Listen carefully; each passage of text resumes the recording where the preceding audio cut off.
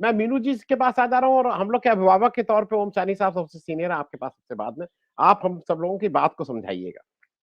पहली चीज जो ये कह रहे हैं कि विजय सिन्हा और मतलब ये अमित शाह की बात कर रहे हैं दरवाजे बंद, तो वो वीडियो पे मैं वो दिखा नहीं रहा था क्योंकि मुझे लगता था समय का वो है। जब नीतीश कुमार कह रहे थे मिट्टी में मिल जाएंगे, मर जाएंगे, जाएंगे नहीं, अरे भाई अमित शाह कह रहे थे तो आप भी कह रहे थे, तो इसका मतलब दोनों में कोई चारित्रिक फर्क नहीं है। विजय सिन्हा और सम्राट चौधरी अगर आपको गाली दे रहे थे, तो विजय सिन्हा और सम्राट चौधरी गाली देने के बाद भी आप उनके दरवाजे गए ना। मैं इस बात को, क्योंकि अब ये तो कोई आध्यात्मिक व्यक्ति इस तरह की बातें कर सकता है। मैं मैं दर्शकों को याद दिला दूं, 9 अगस्त 2022 में नीतीश कुमार पैदल चल के लालू के घर गए थे और राबड़ी देवी से इन्होंने कहा था कि भाई जो पुराना हुआ हुआ आप भूल जाइए, अब तेजस्वी को आगे करना।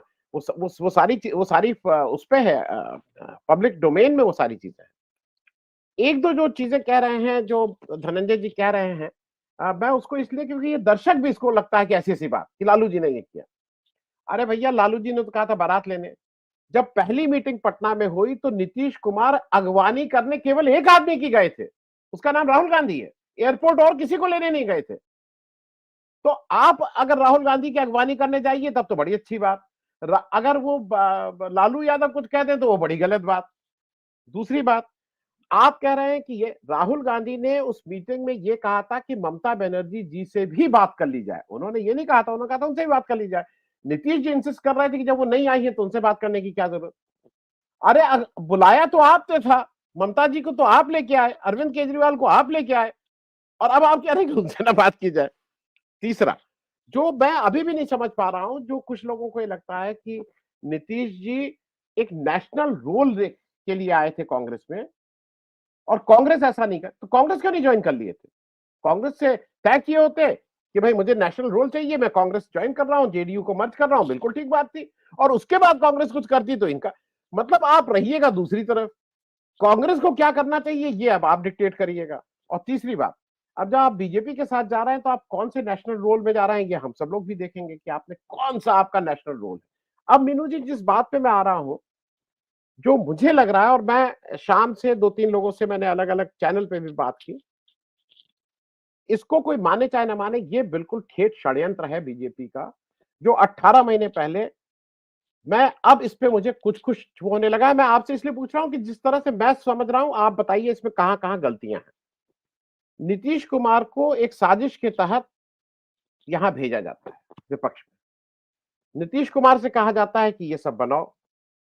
नीतीश कुमार के दो साजिशकर्ता लगातार बीजेपी और नीतीश कुमार के संपर्क में रहते हैं लगातार। एक को बीच में हटाया जाता है, लेकिन फिर वो केसी त्यागी और हरवंश, ये दोनों लोग लगातार पिछले 1.5 साल में, 1 साल में, आप एक ऐसा वक्तव्य बता दीजिए जो केसी त्यागी ने इंडिया गठबंधन के पक्ष में कहा। उन्होंने केवल जब बात की तो इंडिया गठबंधन के खराबी बोला है उसके लिए। 2 लोग वहां, और 3 लोग, संजय झा जो जो पुराने आपने जेटली साहब के साथ काम करते थे, वो उनके सबसे घनिष्ठ हैं आजकल, अशोक चौधरी, विजय कुमार चौधरी, इन 5 लोगों की, 5 जो चौकड़ी क्या बोलेंगे, जो 5 लोग हैं, इससे घेर के रखा गया नीतीश जी को। और ये डिसाइड करने वाले बीजेपी का शीर्ष नेतृत्व था कि ये कमजोर कड़ी को कब हम लोग स्ट्राइक करेंगे। जब राम मंदिर का सारी बात शंकराचार्य जब आ गए और बता दिया कि धर्म के हिसाब से नहीं है, आप धर्म के साथ खिलवाड़ कर रहे हैं, तो उससे जब इनको लगा कि वोट नहीं मिलेगा, तब इन्होंने अब इस कमजोर कड़ी के साथ ये किया कि अब इंडिया अलायंस को, क्योंकि एक चीज मुझे लगता है इस पूरे उसमें जो मैंने कहा, केवल और केवल इंडिया अलायंस को डिस्क्रेडिट करना और उसको तितर बितर कर देना, इस समय ये किया। बाकी बीजेपी को नीतीश कुमार के लाने से कौन सा फायदा हो रहा है? उनका बिहार की जो बीजेपी है वो इसके अगेंस्ट थी, उनकी सारी सीटों पर उनकी तैयारी है। आज की तारीख में उपेंद्र कुशवाहा और इन सबको कैसे अकोमोडेट करेंगे वो एक अलग बात है। तो मैं आपसे सिर्फ ये समझना चाह रहा हूं, क्या आपको लगता है कि इस तरह की कॉन्स्पिरेसी बीजेपी करती है? बीजेपी लंबे षड्यंत्र करती है, ध्यान रखिएगा। क्या इस तरह की कॉन्स्पिरेसी भी हो सकती है? क्योंकि एक और चीज बता दो, अगर पेगासस से, जैसा कहा जाता है कि इस देश के सर्वोच्च पद पे बैठा हुआ एक व्यक्ति, जिससे हमको और आपको बहुत आशा थी, नाम इसलिए नहीं लूंगा क्योंकि वो उसका कानूनन वो ठीक नहीं है, जिससे हम सबको बहुत उम्मीद थी जो बैठा हुआ है। ऐसा कहा जाता है कि पेगासस ने उसको भी दंत विहीन कर दिया है। तो क्या पेगासस, क्या ये लार्जर षड्यंत्र, लार्जर कॉन्स्पिरेसी के तहत ये सब हुआ है? मीनू जी, ऐसा हो सकता है? जी, ये सबसे पहले तो मैं कांग्रेस वाली बात जो आ रही है कि भाई कांग्रेस की वजह से छोड़ा नीतीश कुमार जी ने, तो मेरा नीतीश कुमार जी से ही कहना है कि उन्होंने लकड़हारे से नाराज होके पेड़ ने कुल्हाड़ी से दोस्ती कर ली है। और देखिए बीजेपी जो है नीतीश कुमार को कहीं का नहीं छोड़ेगी। आप ध्यान रखिए, शिवसेना का उदाहरण आपके सामने है, सबके सामने, दर्शकों के सामने है। महाराष्ट्र की राजनीति में बीजेपी घुसी ही शिवसेना के कंधे पे चढ़ के थी। शिवसेना की पिगी राइड की उन्होंने, उसकी उंगली पकड़ के चलना सीखा महाराष्ट्र में। अब 25 साल तक साथ रहे और उसके बाद उन्होंने जो धकेल भी दिया उनको एक तरफ, बीएमसी में, और अदरवाइज सीटें भी काबिज हो गई विधानसभा में और संसद में। और अंत में क्या हुआ कि अंत में शिवसेना उद्धव ठाकरे के अस्तित्व का ही संकट पैदा कर दिया। इतना बड़ा उनके साथ विश्वासघात और उन्होंने छल किया। तो इस बात की कोई गारंटी नहीं है कि जेडीयू को खत्म करने की साजिश हो ये बीजेपी की। तो नीतीश कुमार जो है, जो इतने सधे हुए, इतने अनुभवी राजनीतिज्ञ हैं, और मेरे ख्याल से इस वक्त देश की राजनीति में जो सबसे बड़े टॉप पे जो अनुभव वाले राजनीतिज्ञ हैं, नेता हैं, उनमें उस पंक्ति में सबसे आगे है नीतीश कुमार।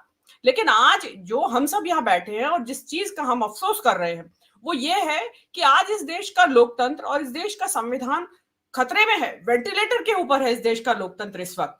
तो ऐसे समय में नीतीश कुमार जैसे समाजवादी और सामाजिक न्याय की राजनीति करने वाले, लोकतांत्रिक मूल्यों के में विश्वास रखने वाले सेक्युलर राजनीतिज्ञ का फांसीवादी ताकतों से हाथ मिला देना, ये इस देश के लोकतंत्र के साथ विश्वासघात है नीतीश कुमार का, जिसके लिए इस देश का लोकतंत्र इनको कभी माफ नहीं करेगा। रही बात बीजेपी की कि आपने कहा कि भाई बीजेपी को क्या फायदा है, बीजेपी को तो सबसे बड़ा और कुछ फायदा उनका है ही नहीं, कोई फायदा नहीं है उनका। केवल एक फायदा है कि इंडिया गठबंधन के बारे में जो एक हवा बनी हुई थी, एक लोगों को उम्मीद बन गई थी कि इंडिया गठबंधन अब पराजित कर देगा, क्योंकि 63% आज भी उनके साथ है। और जो वोटों की एक आंकड़ा भी आता है कि 24 करोड़ वोट जो इंडिया गठबंधन के नेताओं के दलों के पास है और 22 करोड़ बीजेपी के पास थे, तो वो भी, उसमें भी 21 बैठता था इंडिया गठबंधन।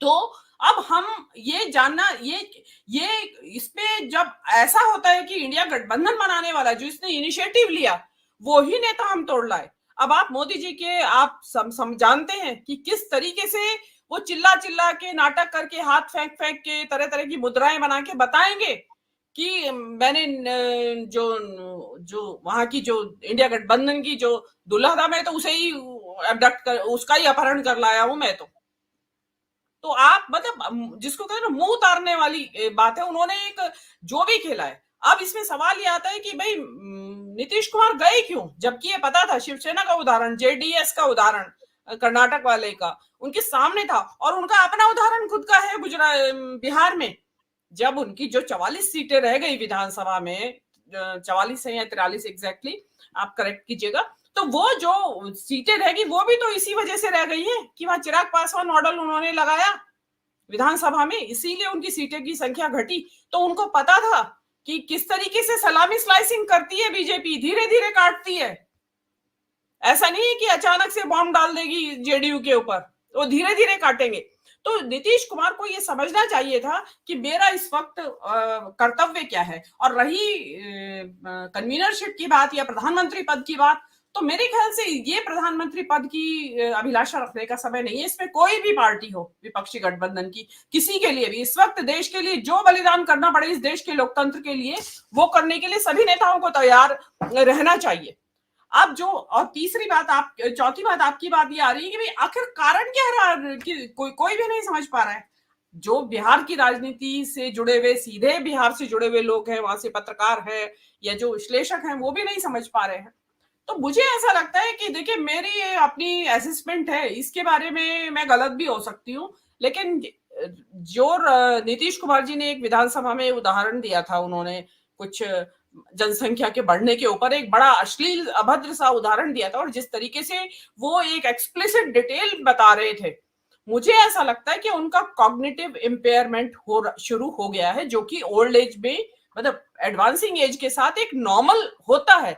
बहुत सारे स्त्री पुरुषों में हो जाता है, वो सबके साथ ऐसा होता है नहीं, मैं नहीं कह रही हूँ, लेकिन उनका ऐसा हो गया कि उनकी जो कॉग्निटिव जो स्किल्स है, मुझे लगता है वो ब्लंट हो गई है। और जो आपने जिन लोगों का नाम लिया, जो उनके चारों तरफ कोटरी है, उन्होंने इस चीज को पकड़ लिया है। और मैं आपको एक चीज बता दूं, तेजस्वी यादव भी इससे संबंधित एक हल्की सी हिंट दे रहे थे अपनी बातचीत में, जो वो बोल रहे थे। उन्होंने कहा मैं व्यक्तिगत नहीं कहना चाहता हूं किसी बात को, तो वो इसी बात की बात कर रहे थे कि भाई, कि उन्होंने कहा था कि उनकी मानसिक अवस्था नहीं संभाल पाते, नहीं संभाल पाएंगे, तो वो इसी चीज की बात कर रहे हैं। तो ये मेरे ख्याल से तो नीतीश कुमार जी को अगर ऐसा ही इतना ही अपमान महसूस हुआ या ये सब महसूस हुआ, तो बजाय एक कुल्हाड़ी से दोस्ती करने के बजाय वो संन्यास ले लेते राजनीति से। मुझे लगता वो ज्यादा ग्रेसफुल एग्जिट होता, रेस्पेक्टेड रहता उनकी एग्जिट। लेकिन अब क्या होगा, बड़ा असम्मानजनक रूप से उनकी पारी का अवसान होगा। और मेरा तो मानना ये भी है कि उनकी पार्टी टूटेगी। अब वो ये तो एक आध दिन में डेवलपमेंट सामने आएगा, क्योंकि इसके लक्षण पहले भी आए थे। आपको ध्यान होगा कि ललन सिंह जी का ये खबर आ रही थी कि वो चले गए हैं। और अब आप कहेंगे कि भाई क्यों इतनी जरूरत तुम्हें महसूस हो रही है नीतीश कुमार की, जो यहाँ बैठ के आप शोक मना रहे हो? इसलिए है कि नीतीश कुमार एक ऐसे नेता थे, अनुभवी होने के साथ साथ उनके ऊपर एक कोई ईडी का खतरा नहीं था एट प्रेजेंट। कोई परिवार को लेके कोई ऐसी बात नहीं थी कि भाई परिवारवाद और ये। तो एक ऐसा नेता था कि जो बहुत अच्छे से खुलेआम फाइट दे सकता था, जिसके के लिए कहने के लिए भाजपा की तरफ से या मोदी जी की तरफ से बहुत कुछ नहीं था। पलटूराम कहते रहे, वो चीज एक अलग थी। लेकिन इस तरह का नेता होना जिसके साथ कोई बेदाग छवि होना, ऑलमोस्ट ऑलमोस्ट कि जिसके ऊपर ईडी का खतरा नहीं लहरा सकता, तो ऐसा नेता अगर ऐसे क्रूशियल टाइम में अगर पलट जाए, तो ये इस देश का दुर्भाग्य है। और इस लोकतंत्र के साथ इससे बड़ा विश्वासघात हो नहीं सकता। अब देखिए, इसमें बीजेपी का तो खुश होना स्वाभाविक है कि भाई क्यों ये ऐसा हुआ, क्योंकि उनके लिए इससे बड़ी विजयश्री हो नहीं सकती। और एक लास्ट बात मैं कहना चाहूंगी कि जो कॉग्निटिव इम्पेयरमेंट के अलावा भी जो मेरा थोड़ा बहुत और भी लगता है मुझे, कि ये जो 5 राज्यों में जो हार हुई है, मतलब 3 राज्यों में जो उम्मीद थी कांग्रेस की सरकार बनाने की, उससे उनको लगा कि शायद आगे अब नॉर्दर्न बेल्ट में दिक्कत आएगी। तो वो उनका नहीं, वो जो उनकी कोटरी है, जो चारों तरफ लोग हैं, उन्होंने बहुत अच्छे तरह से समझा दिया। तो वो, लेकिन वो क्योंकि जो कोटरी है उनको विचारधारा से कुछ लेना देना नहीं है। नीतीश कुमार एक विचारधारा का प्रतिनिधित्व दशकों से कर रहे हैं। जो लोग उनकी कोटरी है वो तो नया युवा है अपेक्षाकृत उनके सामने। लेकिन नीतीश कुमार उस षड्यंत्र को नहीं समझ पाए बिकॉज ऑफ इम्पेयरमेंट, मेरा ये मानना है। और ये चीजें आपको 4-6 महीने में सामने आ जाएंगी। और जो बात कही जा रही है कि वो 2024 के बाद वापिस आ जाएंगे, तो देखिए, सब कुछ लुटा के होश में आए तो क्या हुआ, 2024 के बाद तो बिहार की असेंबली भी नहीं बचेगी। क्या बचेगा इस देश के अंदर पता नहीं। हम और आप डिस्कस करने के लिए इस चैनल पे बैठे भी होंगे या नहीं। जी आनंद।